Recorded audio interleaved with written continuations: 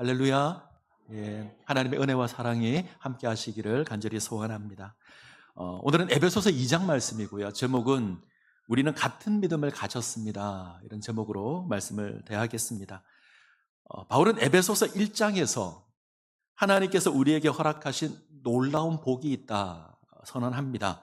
하늘에 속한 신령한 복입니다. 이 땅에 있는 복이 아니라 하늘에 있는 우리의 구원과 그로 말미암은 하나님의 은혜의 복이 있습니다.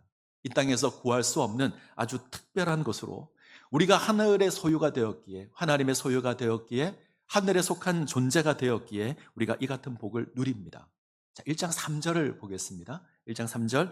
찬송하리로다 하나님 곧 우리 주 예수 그리스도의 아버지께서 그리스도 안에서 하늘에 속한 모든 신령한 복을 우리에게 주시되. 하나님께서 그리스도 안에서 우리에게 하늘에 속한 모든 신령한 복을 주셨습니다. 이것이 얼마나 놀라운가 고백하는 게 에베소서 1장입니다. 너희가 받은 구원이 얼마나 놀라운 것인 줄 아느냐. 바울이 이 고백을 하면서 우리가 받은 구원을 고백하는데 삼위 하나님을 다 동원해서 우리의 구원을 설명합니다. 성부 하나님께서 기쁘신 뜻을 따라 창세전에 우리를 택하셨습니다. 그리스도 예수로 말미암아 우리를 하나님의 자녀 삼을 것을 예정하셨습니다. 성자 하나님께서 그 계획을 따라 때가 되어서 이 땅 가운데 임하셨습니다.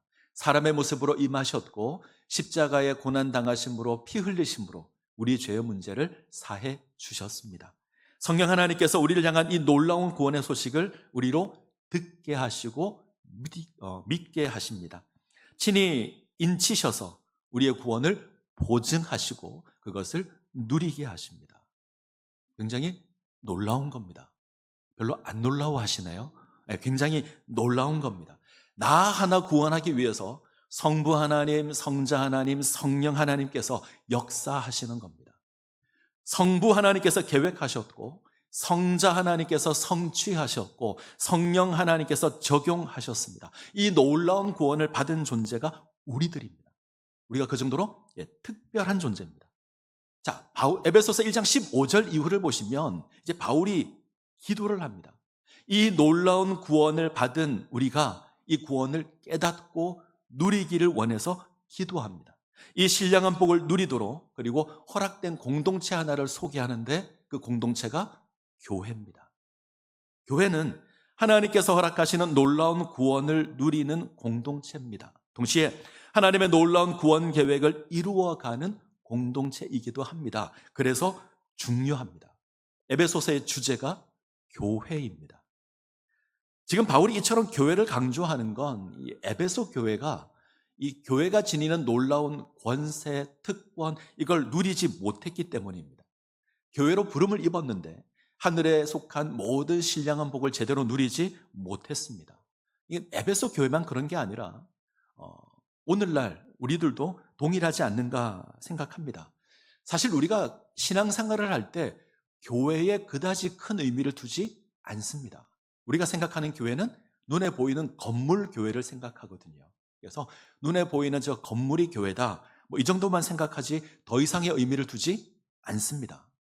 저는 이게 우리가 이 개신교의 약점이 아닌가. 우리는 신론이나 기독론에 많은 관심을 둡니다. 구원론에 관심을 둡니다. 근데 교회론에는 그다지 큰 관심을 두지 않습니다. 그래서 교회라고 하면 이제 건물로서만 이미지가 있는 거죠. 그 결과 함께하는 신앙 공동체, 함께 구원의 은혜를 나누는 신앙 공동체로서 의미는 그렇게 많지 않다 이런 생각을 합니다. 어거스틴은 교회를 어머니로 비유했습니다. 우리가 성장할 때 가장 중요한 건 아마 어머니의 역할일 겁니다. 절대적으로 중요할 겁니다. 동일할 겁니다. 교회는 그 어머니의 역할을 합니다. 우리는 교회를 통해서 영혼의 만나를 먹고 교회를 통해서 하나님의 뜻을 배우고 교회를 통해서 하나님 나라의 삶을 살아가게 됩니다. 그리고 교회를 통해서 악한 세력으로부터 보호를 받습니다. 때문에 우리가 교회를 떠나서 온전하게 신앙생활하는 것이 어렵습니다. 이런 분들이 가끔 있죠. 나는 예수를 믿지만 교회는 믿지 않는다. 나는 하나님도 믿고 예수도 믿고 성경도 믿는데 나는 교회 안 나가. 예수는 yes, 교회는 no 이렇게 말하는 분들이 계십니다. 실제로 우리 주변에 많습니다. 나는 예수 믿지만 나는 교회는 안 나가겠다. 이건 옳은 자세가 아닙니다. 제가 초등학교를 다닐 때, 그러니까 그때는 국민학교였습니다. 겨울이 되면 이제 교실 중앙에 석탄 난로가 있었습니다. 다들 아시죠? 모른 척하고 계시면 안 돼요. 아십니다, 그죠? 주번이 가서 석탄을 가지고 와서 이제 난로에 넣고 불을 붙이면 이제 어느새 교실이 따뜻해집니다. 그러면 그 난로 위에 물이 담겨 있는 주전자를 올려놓기도 하고 도시락도 올려놓기도 하고 우리가 그랬던 기억이 있습니다. 자, 이 난로에서 집게로 석탄 하나만 이렇게 끄집어내면 이 석탄은 잠깐은 불이 붙어 있지만 금방 꺼져버립니다. 신기하게도 같이 있으면 불이 붙는데 빼내면 불이 꺼집니다. 우리가 모닥불을 피울 때도 마찬가지죠. 이게 장작 더미 속에 같이 있으면 불이 잘 붙어 있는데 하나를 빼내면 금방 꺼져버립니다. 같은 원리입니다. 함께 있으면 큰 힘을 낼 수 있는데, 큰 불이 일어날 수 있는데 이게 따로 있으면 그렇게 큰 힘을 발휘하지 못합니다. 함께 있으면 하늘의 풍성한 복을 누릴 수 있습니다. 근데 혼자 있으면 이 복을 누릴 수가 없습니다. 신앙생활은 함께 하는 겁니다. 물론 이 땅의 교회가 완전하지 않습니다. 때로 교회 모습을 보면 세상보다 못할 때도 있습니다. 이 땅의 어머니가 모든 면에서 완벽한 것은 아닙니다. 때로는 부족할 수 있고 때로는 문제가 있을 수도 있습니다. 그런데 그 어머니를 통해서 우리가 성장했습니다. 부족한 교회를 통해서 2000년이 넘는 시간 동안 복음이 전해졌고 교회 역사가 이루어져 왔습니다. 하나님께서는 교회를 통해서 역사하셨습니다. 그 교회가 좀 부족하고 좀 연약하고 때로는 문제가 있어도 하나님은 늘 교회를 통해서 역사해 오셨습니다. 그래서 교회가 중요합니다. 바울이 전도 여행을 하면서 오랜 시간 마음을 두었던 곳이 이 에베소라는 곳입니다. 바울 사역에 있어서 가장 중요한 것을 꼽으라 그러면 제가 볼 때는 에베소입니다. 2차 전도 여행을 할 때 이 에베소에 가려고 했습니다. 에베소는 교통의 중심지였고요, 무역의 중심지였고 소아시아의 수도와 같은 그런 곳이었습니다. 이 에베소에 교회가 세워지게 되면 이 소아시아 지역을 선교하는데, 복음을 전하는데 큰 도움이 될 것이다, 이런 기대를 가지고 에베소로 가려고 했습니다. 그래서 2차 전도 여행 때 가려고 했죠. 그런데 못 갔습니다. 하나님이 막습니다. 성령이 막았습니다. 그래서 2차 때는 마게도냐 지역으로 가고 3차 때 에베소로 갑니다. 이곳에서 특별히 두란노 서원이라고 하는 곳에서 약 3년 동안 가르칩니다. 그래서 교회가 세워지죠. 이것이 에베소 교회입니다. 근데 문제가 생겼습니다. 하나님께서 세우신 신령한 공동체 교회인데 이 사람의 생각, 사람의 판단으로 이 교회가 혼란스러워졌습니다. 자기의 노력으로, 자기의 힘으로, 자신의 헌신으로 교회를 세우려고 합니다. 그랬더니 교회에 갈등이 생겨나고 분쟁이 생겨나고 문제가 생겼습니다. 에베소 교회 내에는 두 부류의 사람이 있습니다. 하나는 유대인인데 예수를 믿는 사람, 유대 그리스도인. 또 한 사람은요, 헬라인인데 예수를 믿는 헬라 그리스도인. 자, 이 두 무리가 교회에 들어와 있습니다. 함께 교회에 있는데, 함께 그리스도인이 되었는데, 이들은 함께 그리스도인이 되었다라는 거에는 관심을 두지 않고요, 저 사람이 헬라인이다, 저 사람이 유대인이다, 이것에 관심을 둡니다. 너무 다르죠. 생긴 것 다르고, 생각하는 것 다르고, 행동하는 것 다르고, 가지고 있는 가치관이 다릅니다. 더군다나 평상시에 유대인과 헬라인은 사이가 좋지 않았습니다. 우리나라와 일본이 사이가 별로 좋지 않죠. 똑같은 겁니다. 서로 불편하게 생각합니다. 때문에 갈등하고 분쟁했습니다. 이게 단순히 에베소 교회만의 문제는 아닙니다. 당시 초대 교회가 지녔던 공통적인 문제이고 오늘날 많은 교회들, 대부분의 교회가 지니고 있는 문제이기도 합니다. 늘 교회 문제는 하나됨에 있습니다. 사람은 다릅니다. 생긴 것 다르고요, 출신도 다르고요, 생각하는 것도 다릅니다. 행동하는 방식도 다릅니다. 사람의 유형, 성격을 이제 구분하는 프로그램이 여러 개가 있습니다. 최근에 이제 유행하는 게 MBTI라는 프로그램이 있는데 이 사람이 활달한 성격인가, 조용한 성격인가, 감각적인가, 직관적인가, 논리적인가, 감정적인가, 계획적인가, 즉흥적인가, 이런 걸로 구분해서 16가지로 구분합니다. 저는 조사를 하니 ISTJ라고 하더라고요. 이게 뭔지 잘 모르는데 자료를 찾아보니 이렇게 기록되어 있습니다. 안정적이고 논리적인 사고를 통해 실질적인 해결책을 찾는데 능숙하고 전통과 규칙을 중요하게 생각한다. 맞는 것 같나요? 아닌 것 같나요? 저는 모르겠는데 이렇대요. 아마 우리 모두를 조사한다면 다양하게 나타날 겁니다. 같은 성향을 지녔다고 해도, 같은 이 부류로 묶인다고 해도 그 속에 들어가 보면 또 다를 거예요. 어떤 사람은 성향이 동그라미입니다. 어떤 사람은 성향이 삼각형이고요. 어떤 사람은 마름모입니다. 서로 다르죠. 다르다는 것이 나쁜 것이 아닙니다. 인정하고 용납하면 훨씬 유익합니다. 내가 잘 못하는 걸 다른 사람이 할 수 있잖아요. 그러면 협력하면 훨씬 더 큰 일을 할 수 있습니다.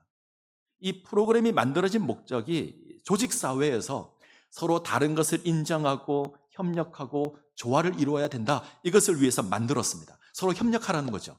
근데 우리가 어떻게 사용하냐면 다르네? 다르니? 같이 하지 말아야지? 이렇게 사용합니다.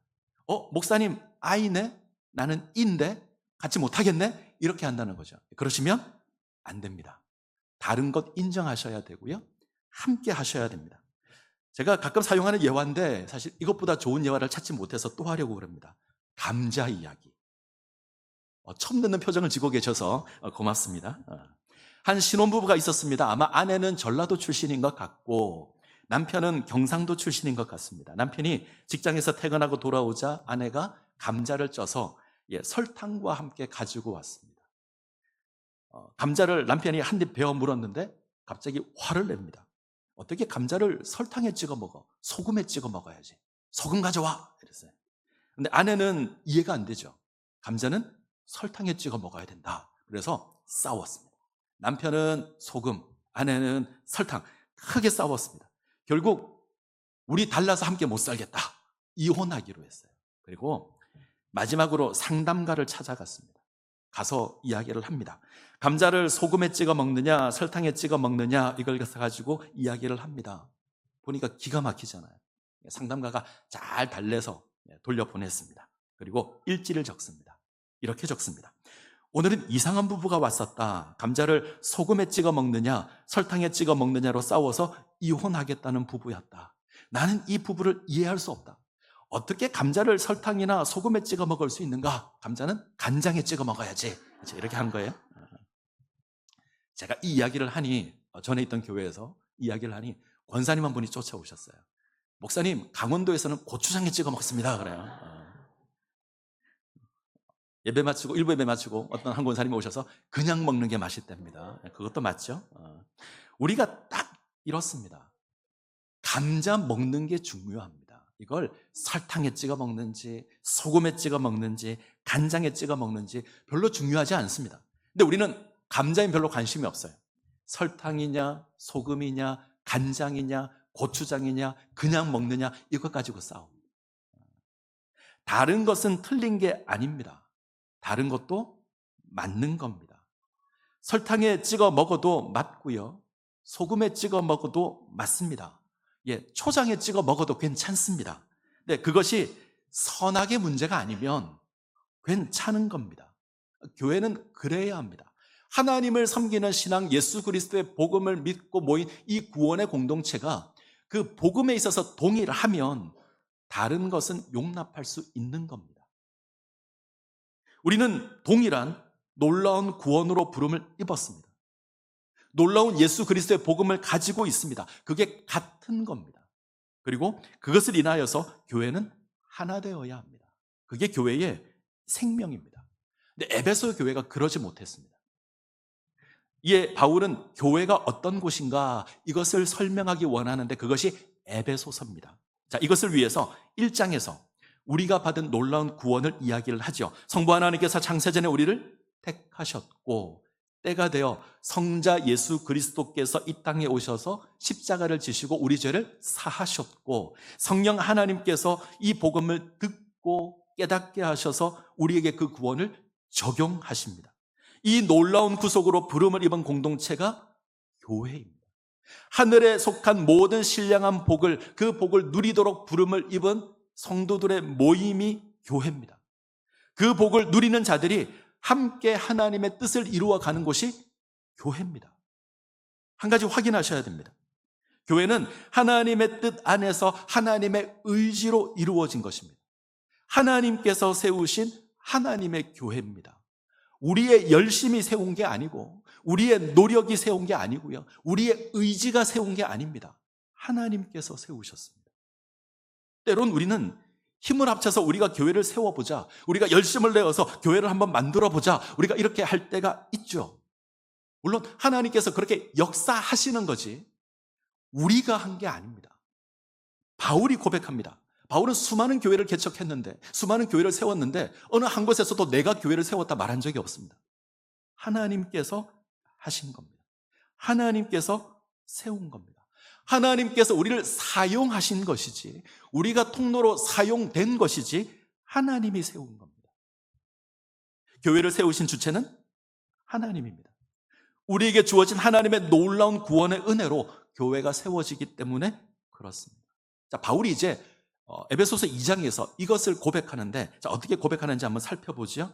바울은 우리의 신분을 먼저 고백합니다. 두 가지로 고백하는데, 첫 번째는 죄와 허물로 죽은 존재입니다. 죽었다. 하나님과의 관계가 깨어졌다. 건드려도 반응하지 않는다. 하나님에 대해서 그 어떤 반응도 하지 않았던 것이 우리였습니다. 하나님 없는 인생이어서 세상의 풍조를 따르고 공중 권세 잡은 자를 따랐습니다. 내 마음대로 행하는 본질상 진노의 자녀였습니다. 하나님과 아무 상관없었습니다. 이것이 첫 번째 신분. 자, 두 번째 신분은 하나님의 구원받은 백성입니다. 하나님께서 창세전에 택하시고 예수 그리스도를 말미암아 죄 사함 얻게 하시고 성령 하나님으로 말미암아 하나님을 믿게 하신 그 구원의 백성. 자, 하나는 과거 신분이고 하나는 지금 신분입니다. 과거에 우리는 허물과 죄로 죽었습니다. 하나님과 아무 상관 없었습니다. 근데 지금은요, 하나님의 백성이고 하나님의 자녀가 되었습니다. 자, 어떻게 이 신분에서 이 신분으로 바뀔 수 있는가? 자, 4절부터 한번 볼까요? 4절부터 6절. 에베소서 2장 4절에서 6절 같이 읽습니다. 긍휼이 풍성하신 하나님이 우리를 사랑하신 그 큰 사랑을 인하여 허물로 죽은 우리를 그리스도와 함께 살리셨고, 너희는 은혜로 구원을 받은 것이라 또 함께 일으키사 그리스도 예수 안에서 함께 하늘에 앉히시니. 하나님께서 우리를 사랑하셔서 예수 그리스도를 보내시어 십자가에 죽게 하심으로 우리를 구원하셨습니다. 허물과 죄로 죽은 우리를 그리스도 안에 살리십니다. 그리스도와 함께 일으키사 그리스도와 함께 하늘에 앉히셨습니다. 본질상 진노의 자녀였는데 하늘의 신령한 복을 누리는 존재로 세웠습니다. 허물과 죄로 죽었는데 이제는 살았습니다. 하늘에서 신령한 복을 누리는 존재가 되었습니다. 이것이 하나님께서 우리에게 허락해 주신 은혜입니다. 아멘? 아멘. 성경에서 하나님의 구원을 이처럼 명확하게 표현한 부분은 없습니다. 자, 잘 보시죠. 이 놀라운 구원에 허물과 죄로 죽었던 우리가 하늘의 신령한 존재가 되었는데 이 변화에 있어서 우리가 뭘 했죠? 허물과 죄로 죽었던 우리가 뭘 할 수 있습니까? 아무것도 할 수 없습니다. 하나님과 아무 상관없던 우리가 꼬작 할 수 있는 건 죄를 짓는 게 전부입니다. 세상 풍조를 따르고 공중 권세 잡은 자를 따랐던, 육체의 욕심을 따라 행하던 죄를 짓는 것이 전부였습니다. 무슨 말이죠? 우리에게는 자격이 없습니다. 우리에게는 구원의 자격이 없습니다. 우리의 힘과 노력으로 구원을 받은 것이 아닙니다. 하나님께서 하신 겁니다. 삼위 하나님께서 하셨습니다.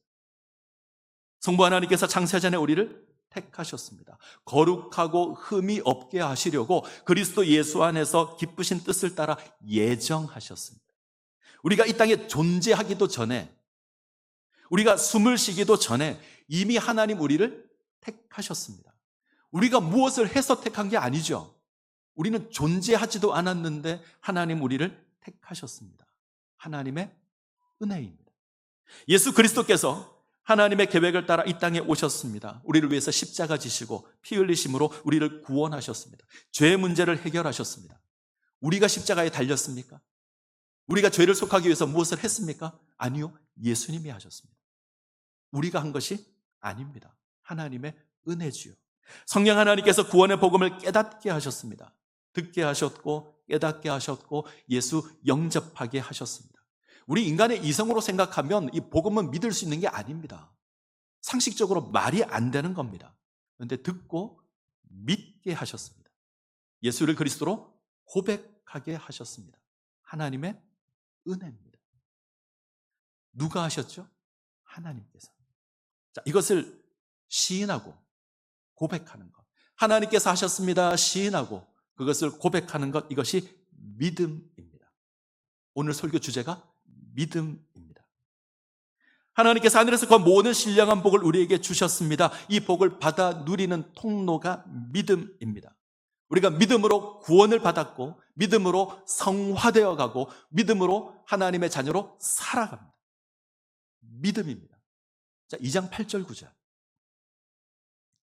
2장 8절 9절 같이 읽습니다. 너희는 그 은혜에 의하여 믿음으로 말미암아 구원을 받았으니 이것은 너희에게 난 것이 아니요 하나님의 선물이라. 행위에서 난 것이 아니니 누구든지 자랑하지 못하게 함이라. 잘 보셨으면 좋겠습니다. 믿음으로 말미암아 하는 부분을 생략해도 말이 되죠. 너희가 그 은혜에 의하여 구원을 받았으니 이상합니까? 전혀 안 이상합니다. 말이 됩니다. 그런데 바울은 이 사이에 믿음으로 말미암아라는 걸 포함시켰습니다. 이 믿음을 강조하는 겁니다. 새 번역은 이렇게 번역했습니다. 새 번역은 여러분은 믿음을 통하여 은혜로 구원을 얻었습니다. 이것은 여러분에게서 난 것이 아니요 하나님의 선물입니다. 믿음은 은혜로 구원을 받는 통로입니다. 지금 바울은 이 믿음 강조합니다.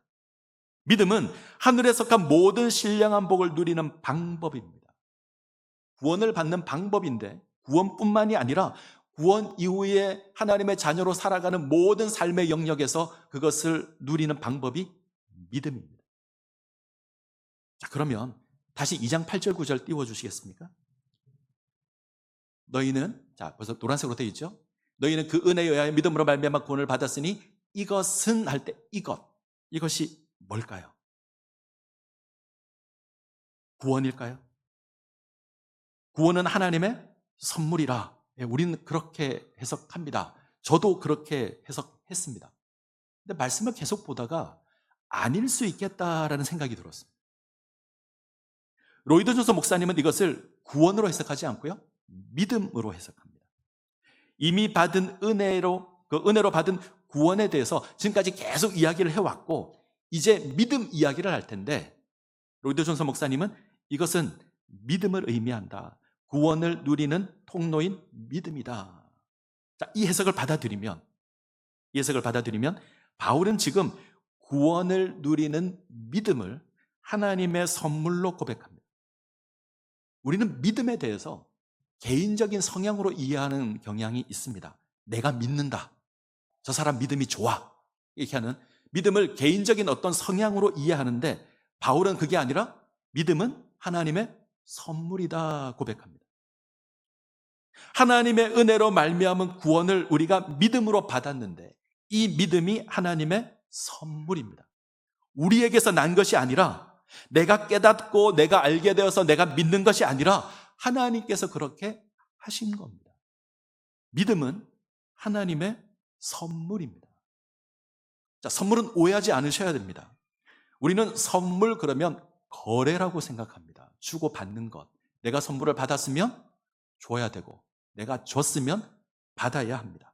내가 결혼식에 가서 축의금을 내고 내가 상갓집에 가서 조의금을 냈는데 우리 집에 무슨 일이 있는데 아무도 안 온다 그러면 화를 내잖아요.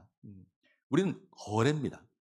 그런데 성경에서 선물은 아무런 대가 없이 베푸는 것이 선물입니다. 내가 베풀었으니 갚으라가 아닙니다. 아무 조건 없이 아무 이유 없이 베푸는 겁니다. 하나님께서 아무 조건 없이 우리에게 믿음을 주셨습니다. 성령 하나님으로 말미암아 믿음 지니게 하셨습니다. 우리는 이 믿음으로 하나님의 구원을 누리고 이 믿음으로 하늘의 신령한 복을 누립니다. 이 믿음으로 하나님의 백성으로 세워져 가고 이 믿음으로 교회를 세웁니다. 이 믿음으로 바라는 것을 누리고 이 믿음으로 보이지 않는 것을 증거합니다. 이 믿음 하나님께서 주셨습니다. 자, 바울이 왜 이 고백을 하냐? 교회 때문입니다. 우리가 믿음으로 은혜를 누리고 그 믿음으로 교회를 세웠습니다.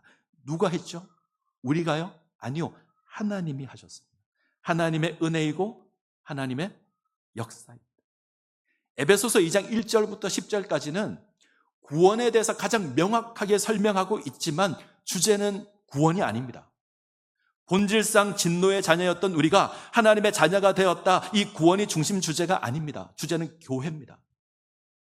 교회로 모인 우리가 같은 믿음 가지고 있다. 같은 믿음으로 함께 하나님의 구원을 누리고 함께 하늘의 신령한 복을 누린다. 우리가 같은 믿음을 가지고 있다. 이게 주제입니다. 자, 2장 1절부터 한번 보죠. 에베소서 2장 1절부터 3절까지. 자, 같이 읽겠습니다. 그는 허물과 죄로 죽었던 너희를 살리셨도다. 그때의 너희는 그 가운데서 행하여 이 세상 풍조를 따르고 공중 권세 잡은 자를 따랐으니 곧 지금 불순종 아들들 가운데 역사하는 영이라. 전에는 우리도 다 그 가운데서 우리 육체의 욕심을 따라 지내며 육체와 마음에 원하는 것을 하여 다른 이들과 같이 본질상 진노의 자녀이었더니.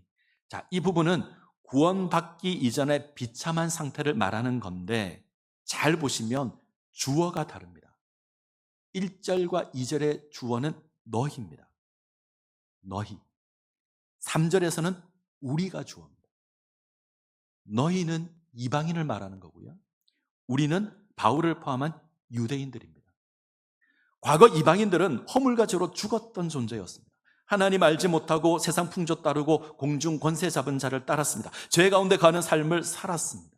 자, 뒤이어 나오는 표현이 중요하죠. 전에는 우리도 그 가운데서 행했다. 이때 우리는 유대인들이에요. 하나님을 알고 섬겼다는 유대인 역시 똑같다. 이방인들보다 나은 것이 없다는 겁니다. 하나님을 섬기는 것이 아니라 육체의 욕심을 따라 행하는 본질상 진노의 자녀였다. 지금 바울이 고백하는 게 뭐죠? 유대인과 이방인이 같다는 겁니다. 전혀 다를 바가 없다는 겁니다. 우리도 본질상 진노의 자녀였다. 태어나면서부터 그랬다. 태생이 하나님을 거역하는 존재였다. 유대인과 이방인이 같다. 허물과 죄로 죽었던 존재였습니다. 하나님 없는 인생을 살았던 본질상 진노의 자녀입니다. 이방인도 그랬고 유대인도 그랬습니다. 자, 이같이 인간의 비참함을 이야기한 바울이 이제 하나님의 놀라운 구원을 이야기하는데, 자, 4절부터 6절 제가 읽죠. 긍휼이 풍성하신 하나님이 우리를 사랑하신 그 큰 사랑을 인하여 허물로 죽은 우리를 그리스도와 함께 살리셨고 너희는 은혜로 구원을 받은 것이라. 또 함께 일으키사 그리스도 예수 안에서 함께 하늘에 앉히시니. 자, 여기서 우리는 제가 볼 때는 이방인과 유대인을 함께 얘기하는 겁니다. 하나님께서 모든 인류를 향하여 구원의 은혜를 베푸셨습니다. 예수 그리스도를 보내어서 십자가에 죽게 하심으로 우리 죄를 사하십니다. 허물과 죄로 죽은 우리를 함께 살리시고요. 그리스도와 함께 일으키시고 그리스도와 함께 하늘에 앉게 하십니다. 함께라는 단어에 표시를 해놓으십시오. 우리는 그리스도와 함께 살았고 함께 일으켜졌고 함께 하늘에 앉았습니다. 하나님께서 그리스도를 살리실 때에 우리 모두를 함께 살리셨고 우리 모두를 함께 하늘에 앉히셨고 함께 일으키셨고 함께 하늘에 앉히셨습니다. 우리가 누리는 구원입니다. 이방인이 그랬고요. 유대인이 그랬고 이 자리에 함께 예배드리는 우리 모두가 그랬습니다. 허물과 죄 가운데 가던 인생이 하나님 알게 되었습니다. 공중권세 잡은 자를 따르던 인생이 하나님 따르게 되었습니다. 본질상 진노의 자녀였는데 이제는 하나님과 함께 가는 하늘의 자녀가 되었습니다. 이 믿음을, 이 은혜를 누리는 것이 믿음인데 이 믿음이 같습니다. 지금 핵심은 이 믿음이 같다는 겁니다. 자, 2장 8절 9절 같이 읽죠. 너희는 그 은혜에 의하여 믿음으로 말미암아 구원을 받았으니 이것은 너에게 난 것이 아니요 하나님의 선물이라. 행위에서 난 것이 아니니 누구든지 자랑하지 못하게 함이라. 이 고백이 의미하는 게 이겁니다. 우리가 어떻게 구원을 받았는가? 믿음으로 구원을 받죠. 유대인도 예수를 믿음으로 구원받습니다. 이방인도 예수를 믿음으로 구원을 받습니다. 유대인이나 이방인이나 구원의 방법이 같습니다. 같은 믿음으로 구원을 받았습니다. 유대인은 율법을 지켜 구원받고 헬라인들은 지혜가 좋아서 구원을 받고, 이게 아니라는 말입니다. 같은 믿음으로 구원을 받습니다. 그러기에 같습니다. 그러기에 하나입니다. 갈라디아서 3장 28절, 너희는 유대인이나 헬라인이나 종이나 자유인이나 남자나 여자나 다 그리스도 예수 안에서 뭐라고요? 하나이니라. 유대인이든지 헬라인이든지 남자든지 여자든지 종이든지 자유인이든지 아이든지 노인이든지 부자든지 가난한 사람들이든지 모두 그리스도 안에서 하나로 부름을 받았습니다. 하나님의 은혜, 예수 그리스도를 믿는 그 믿음으로 우리가 구원을 받았습니다. 자, 그래서 2장 9절에서 내리는 결론이 있죠. 자랑할 수 없습니다. 우리가 같은 믿음, 같은 은혜를 가지고 있기에, 이것이 하나님으로 말미암은 하나님의 선물이기에, 나에게서 난 것이 아니기에 자랑할 수 없습니다. 큰 소리 칠 수 없습니다. 서로 얼굴을 한번 쳐다보실까요? 옆 사람의 얼굴을. 그냥 쳐다보면 민망하죠? 인사하시죠? 우리는 하나님의 자녀입니다. 하나님의 자녀입니다. 평상시 잘 모르시는 분이 있다면 생김새도 한번 보시고, 몸매도 한번 보시고, 같은 데가 있나요? 전혀 다릅니다. 태어난 날짜, 시간도 다르고, 살아온 환경도 다르고, 가지고 있는 생각도 다르고, 우린 너무나 다릅니다. 달라서 함께 할 수 없을 것 같은데 이 시간 함께 모여서 예배를 드립니다. 함께 찬양하라고요. 같은 제목을 가지고 기도도 합니다. 어떻게 이런 일이 가능하죠? 우리가 하나님의 자녀이기에, 같은 은혜를 받았기 때문에.